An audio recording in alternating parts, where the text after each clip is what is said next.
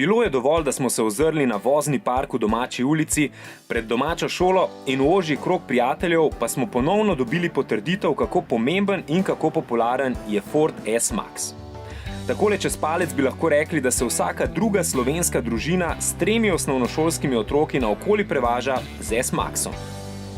Priljubljen je tudi pri manjših družinah, a kot kažejo prodajne analize, so v zadnjih letih te družine svoje enoprostorce zamenjale za SUV-je in teh kupcev S-Max druge generacije svojo obliko pač ne more zadržati in jih verjetno tudi ne bi mogel zadržati, če tudi bi bil še bolj dinamično oblikovan. In prav zato je drugi S-Max zdaj še bolj družinski in še bolj vozniški. Slednje je še nekoliko bolj izrazito pri tokrat preizkušeni 4-kolesno gnani varianti. Inteligenten all-wheels drive system navora ne deli več samo med prednjo in zadnjo osjo, ampak tudi med kolesi na posamezni osi. Vsako kolo torej dobi optimalno potreben prijem.